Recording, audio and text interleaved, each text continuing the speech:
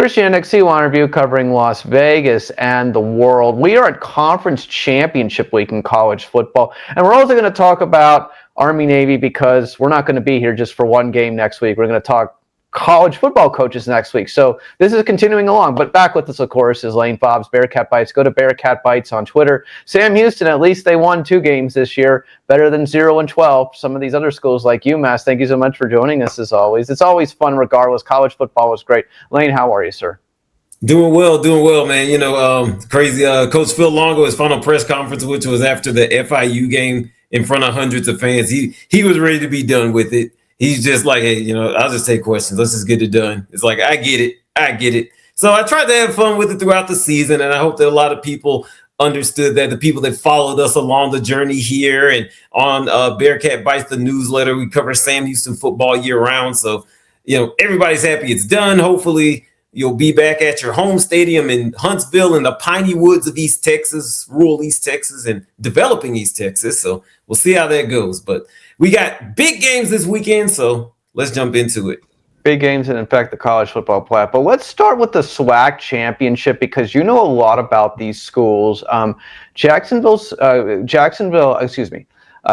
State and Prairie View AM, We're going to talk about the Conference USA Championship in a few minutes. But first, of course, Jackson State and Prairie View AM SWAC Championship. Tell me, what are your thoughts?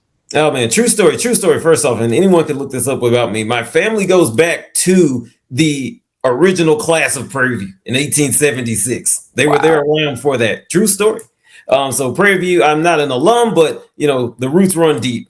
And this is a place that Prairie View rarely gets to. It's usually Southern versus Jackson State, Southern versus FAMU, Florida A&M, what have you. But this was a kind of a topsy-turvy year in the SWAC West. Prairie View emerged with Tremaine Jackson, who, if you don't follow that coach on Twitter, he is a character. I'll just leave it at that. My heart says Prairie View, but my gut says Jackson State. I think it's going to be a good game. It's going to be cold there in Jackson, Mississippi, where it's being played. Jackson State's band, the Sonic Boom of the South, is incredible. Hopefully they show it at halftime. And if they don't, maybe you all can find it on YouTube. So I'll take Jackson State Tigers. We'll have to go to Twitter now because of that reference. I'll be reminded. I've made my mental note when I go back and I put the video up. Let me just ask you, moving along. Okay, James Madison has had an incredible year, Sun Belt Championship against Troy. James Madison probably for the win, no? Yes, got to go with James Madison. These games are always kind of strange because I know, when a coach is looking ahead to another job, Bob Chesney, at last time I checked, he was being linked to the UCLA job. So how does that affect your prep and things like that? But, they'll still be able to win this at home. It's against a good Troy team, but go ahead, give me James Madison. And if North Texas loses, why are they not in the college football playoff, the Dukes? No, I agree with you 100%. Kennesaw State, did I say it right this time? Did I say it right? Kennesaw State, yep. I just Kennesaw wanted to make State, sure. Jacksonville State, I just wanted to make sure I pronounced Kennesaw State right this time because I got it wrong last time. I was waiting for you to tell me. Kennesaw State, Jacksonville State Conference USA Championship game thoughts. Again, you know so much about these teams.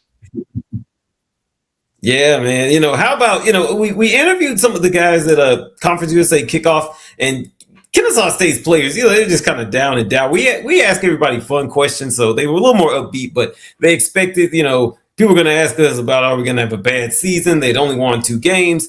And I would love to be in a position, I can't make it out there to North Alabama to see this game, but I would love to ask the players, just talk about that transition to what it's been to this 9-win team. With Jerry Mack there, the first-year coach, and across the field from him, he's got Jacksonville State, Charles Kelly, first-year coach as well, from that Nick Saban tree. He's kind of got some of that aura a little bit spilled on him, some from the Saban tree. But I'm going to go ahead and go with Jacksonville State. This one is at home for the Gamecocks. Kelly knows what he's doing with coaching. I think it'll be a good game, though. Jacksonville State, fun fact quickly, their announcer, he can announce the game, but he cannot announce it as if it's a home game. So he can't yell, "Third down, Jacksonville State." Just no, third down, Jacksonville State, because it's a championship game. So takes away from some of the home field advantage. That is absolute nonsense. Yeah, exactly. Absolute nonsense. Moving along, a game that could decide college football playoff spot, of course. I think you're waiting for this one, and I am too, and I can't wait to watch it. Not just for the selfish reasons of the University of Florida, but North Texas Tulane. What a game, no? I mean, what an incredible game. Is both of these coaches are leaving for the quote greener pastures of the P4 conferences. So the whole question about how focused are the coaching staffs, that's for both of them. So that kind of neutralizes both of them out. This is a rare game where that happens. Normally, the other team is coming in, kind of more solid with their coaches versus their opponent, who is not, because the coach is taking another job. Both of these teams are a part of that. I'm going to go with North Texas. I just really like what Messmaker has done. It's so easy for them to score points in bunches. Even in their loss, I believe, to South Florida, they figured out ways to score. So I will take them over Tulane. Go ahead and give me the mean green. I was just about to say you like the mean green. Absolutely, yeah. I hear you. Okay, moving along. Las Vegas college football team, because of computers and math. 10-2, we know what happened the first time they went up to Boise State. This year they lost by 25 points. Boise State only 8 wins this year, 4 losses. I know one of them was to Notre Dame. Again, this is one of these games where I'm not saying it's a coin flip, but the prognosticators are making it almost 60-40 here. And so here's my response. Has UNLV gotten better since the first time they played? Does it make a difference, or is this just one of these situations where they're trying to entice you to think that UNLV has a chance to win? And as you say that, I'm looking up New Mexico's record. I'm looking up New Mexico's overall record because there was a controversy that they should be in. They got hosed. They should have been in this game. They got hosed, in my opinion. Yeah, they. So if my understanding is right, the Mountain West plugged all of this information in and got 8-4 Boise State over 9-3 New Mexico. Makes no sense whatsoever.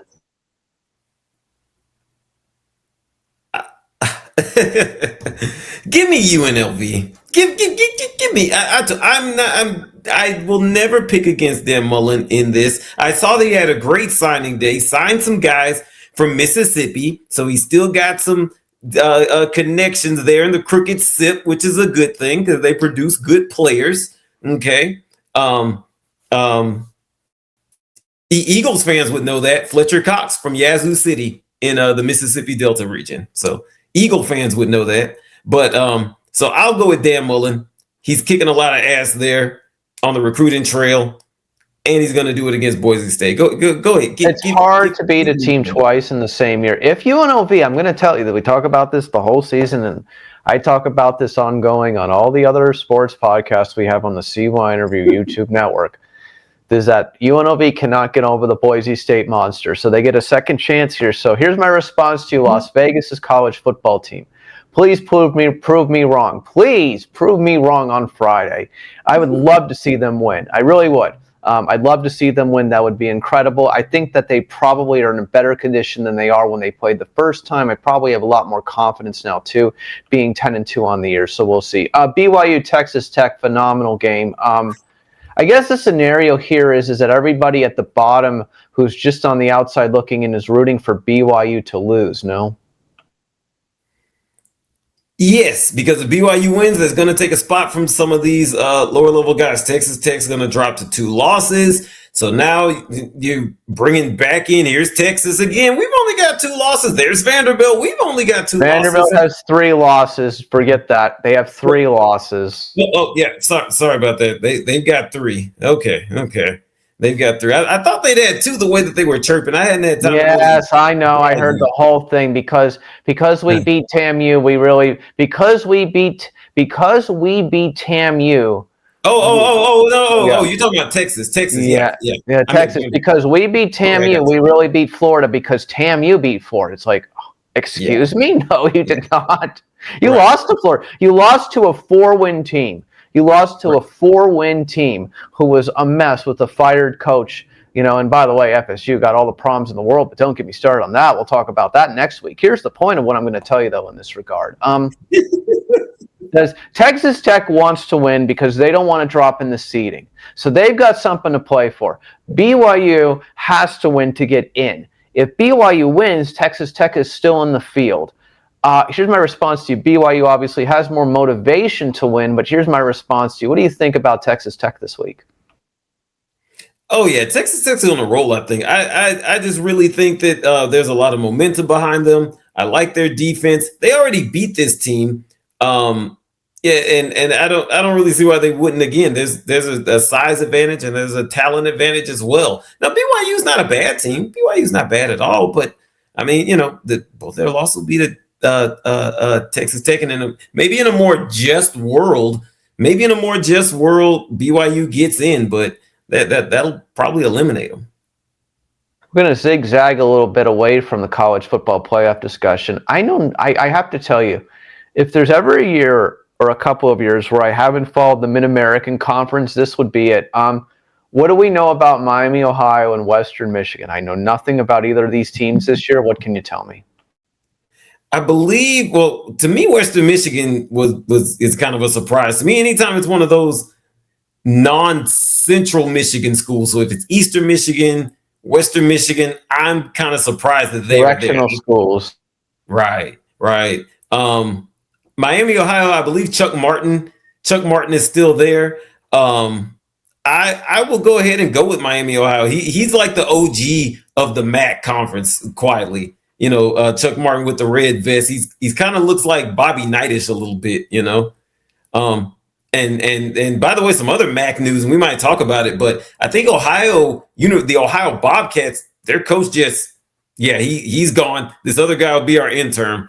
They're not saying what happened or anything. It's bizarre. Wow. That is very bizarre. But nothing's more bizarre than the Lane Kiffin bizarreness of the world right now. We'll talk about that next week if you want to. Let's move along. Georgia, Alabama. So here's what people are saying. Alabama can lose to Georgia, but they can't lose by a lot, or they'll have a problem. So lose by 10 or less, get in. Very weird scenario we got going on here. But I think Alabama can beat Georgia again, no? Oh, definitely. And that's what I'm going to go with.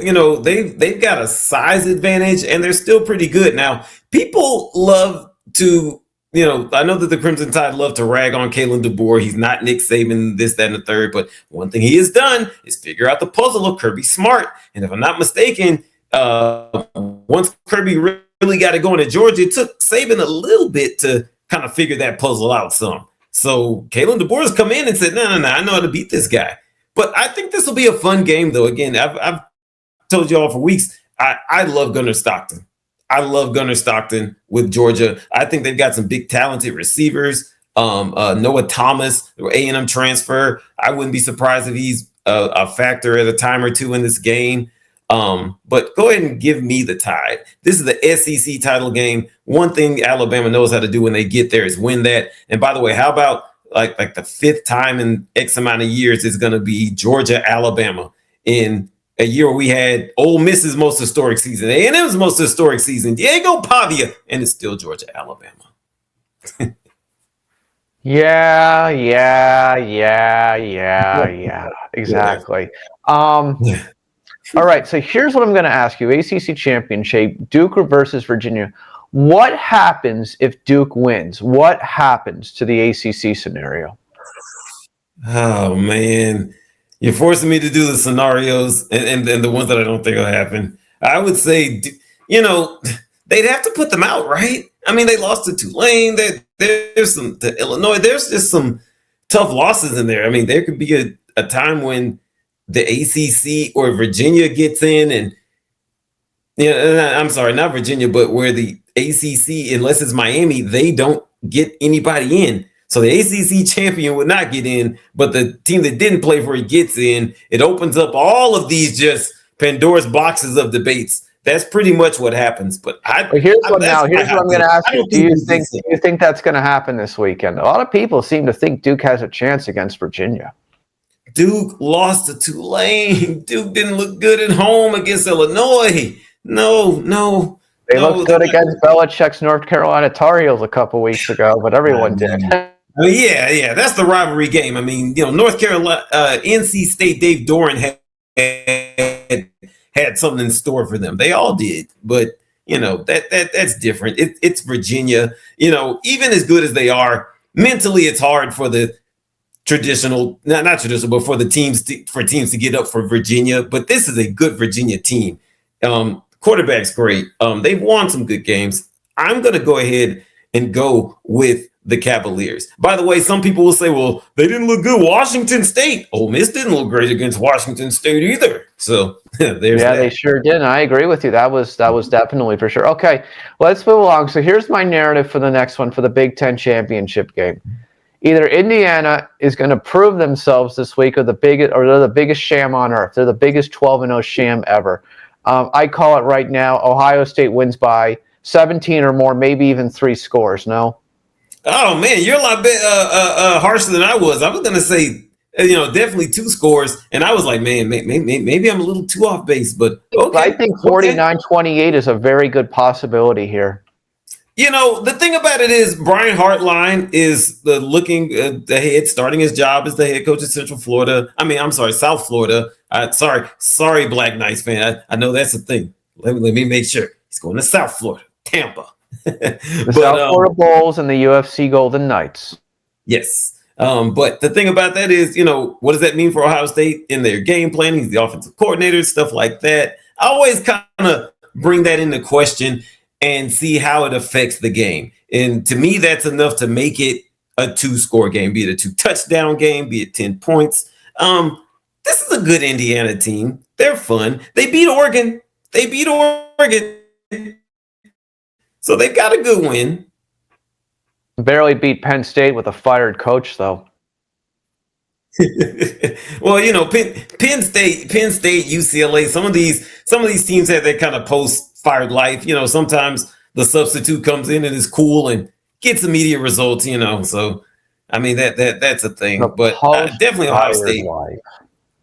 I like that. I'm good. That's going to be something that we just created. That when a coach gets fired and the football team does well, the post-fired life. I have never heard that said, and that you need to claim that immediately as yours. So I claim that as Bearcat Bites on December 3rd at 8:19 p.m. Las Vegas time by Lane Fobbs. Write that down, the post-fired life. Seriously, write that down. That is great. You should put that in all of your writing and all of your stuff, the post-fired life. I like that. Never heard anyone say it like that, though. That is very well said. Write that down. Now. Write that down. Don't forget that. Okay, finally, Army-Navy. Navy looks so much better than Army this year, in my opinion. 9-2 versus 6-5. The midshipmen get it done in a week, no? Yeah, they definitely get it done. This is one of those... I like the Army-Navy game. I have it on. A lot of times wifey kind of wants me to do other stuff and, right after the championship weekend. But this is one that I kind of want to make some time to see for the first time because, Navy is, I think, the better team. They're going to win, but this is a tough Army team. I don't know if you all saw what they did to UTSA after beating them at home last week, but they basically just punked them, just manhandled them on their field, and they were banging on their home locker rooms saying, "Come on out, UTSA coach." Like, wow, it was going down at the Alamo Dome. And by the way, for these coaches who complain about how NIL, we can't afford it, and I mean, stuff like that, I get that, but they're saying it's hard to compete. Army literally can't give out NIL. They've figured out a way to get 6 games. So, can Navy and Air Force can't do the same thing either? No, or am I wrong about that? I'd have to dig deeper, but I know for sure Army can. I would assume that they can't because they're all military schools. That's what I would figure. Obviously, yeah. No. Exactly. Okay. Exactly. Well, something to look into if you ever have time. I'd love to know. Anyways, Lane Fobbs, Bearcat Bites. So what happens in the offseason for Bearcat Bites? Tell us, everybody, where you can find you, and tell us what do you do in the offseason? Just a lot of ongoing recruiting coverage and stuff like that right now?